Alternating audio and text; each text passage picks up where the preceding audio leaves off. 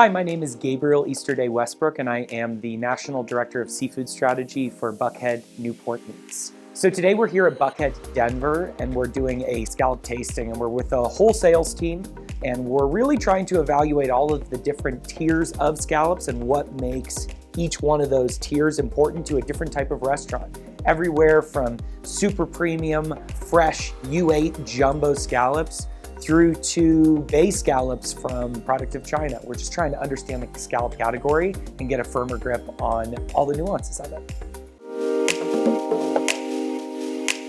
What physical characteristics do I look for when purchasing scallops?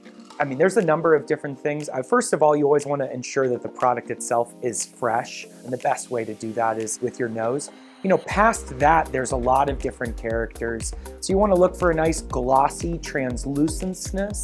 You want to be able to kind of see through the scallop a little bit in a translucent way. You don't want it to be too opaque or too creamy. A scallop that looks sort of loose and relaxed and is a little bit jiggly is better than a scallop that is super duper firm, because a scallop that's super duper firm will be full of water, whereas a scallop that's loose and jiggly will have less water content in it, and that'll mean that it sears better, that the flavor is more concentrated, and in general it'll just be a better scallop. What do I think is the best method of cooking a scallop? Scallops have a very mild flavor, and they are absolutely sushi grade. I like an incredibly high heat, medium to high to very high, depending on your method. And I want to get a sear on both sides of those scallops, and I want the center of the scallop to be raw. When you're cooking a scallop all the way through, not only do you lose a lot of the juices and the moisture of it, but it tends to become rubbery. Whereas when you cook it almost like a medium rare steak, you get a much more greater canvas of flavors. You get those charred outsides with a Maillard reaction that really have a nice umami hit. And then in the center, you get a really rich, creamy sweetness. So through your whole bite, you get a number of different layers and flavors rather than just one single note of an entirely raw scallop or an overcooked scallop. Pairings for scallops is an interesting thing. Pretty mild flavored ingredient, so I think you don't want to go kind of too bold in the flavor department, but it works great with acid. It works great with an extra little bit of fat as well. So, the classic pairing would be a beurre blanc pairing. One of the things that I love about Hokkaido scallops is that they have a really high sugar content, much more high than the United States. When it comes to assessing quality tiers of scallops, there's sort of a number of misconceptions about scallops, and part of that is to do with over-soaked scallops that have too much water inside of them. And most fresh scallops were actually frozen at the peak of their freshness on the vessel with which they caught them. And then they're very, very carefully what we call refreshed, which is thawed very, very slowly, and then they're shipped fresh. So the vast majority of scallops are frozen. It's just a matter of whether when you get the product, if it's frozen or it's fresh. The key differences between the two premium scallops, aka a Japanese Hokkaido and a Northeastern USA, is texture, sugar content, and suitability for raw preparation. Northeastern USA product has a really assertive scallop flavor. It's got a firmer texture and it sears better. So it's great for cooked applications.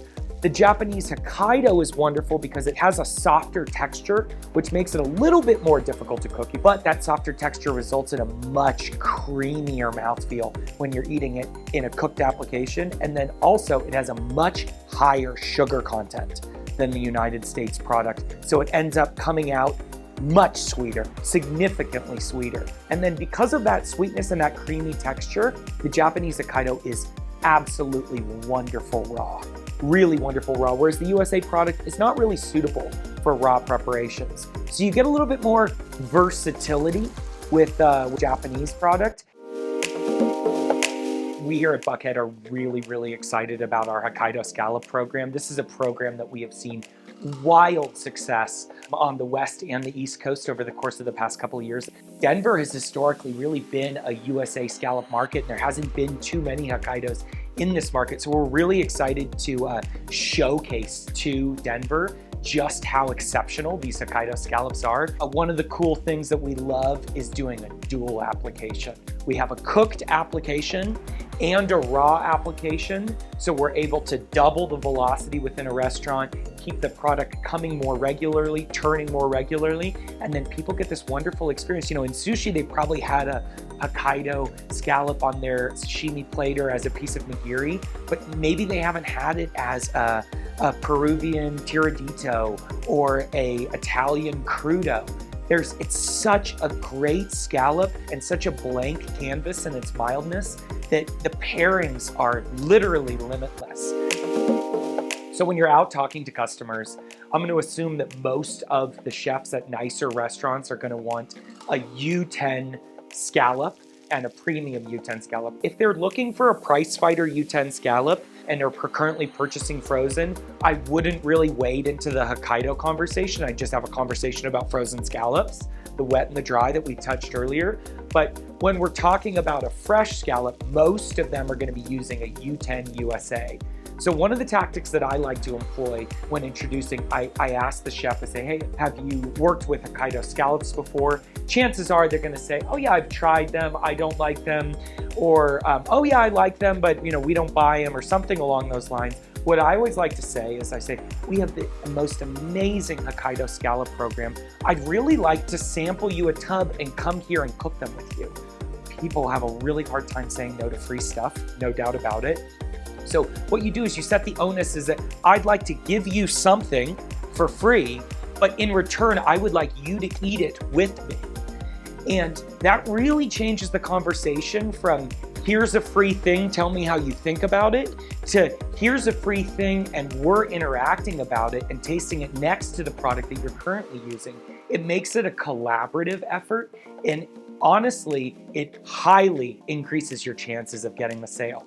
Not only are you offering them a free thing, but you're getting time with the chef to talk, taste, and touch food.